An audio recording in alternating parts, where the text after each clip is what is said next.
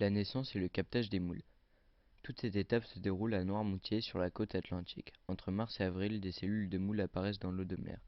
À 2 semaines de vie, la première coque se forme, le byssus, qui est une petite ventouse. Elle doit être sortie pour s'accrocher à des cordes qui ont été installées au préalable. À la fin de la période de récolte, les cordes sont retirées. Le transport vers le chantier de grossissement.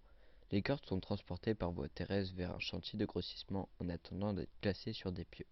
Elles sont donc installées horizontalement. L'ensemencement. Entre 55 et 65% des moules sont ensemencés par pieux pour éviter la dégradation de l'environnement. Des filets sont installés sur les piquets afin qu'elles ne tombent pas avec la force des marées. La récolte. Les moules grossissent pendant un an et sont récoltés vers fin juin. Avant la récolte, un pilier de moules est retiré au hasard pour une dégustation et 3 jours après, une deuxième dégustation est effectuée. Un test en laboratoire est réalisé pour assurer que les moules ne contiennent aucun produit nocif. Le nettoyage et le conditionnement. Les moules sont dégrappées du filet plastique, elles sont lavées, elles sont calibrées à l'aide d'une machine. Un contrôle manuel est effectué pour retirer un maximum de crustacés.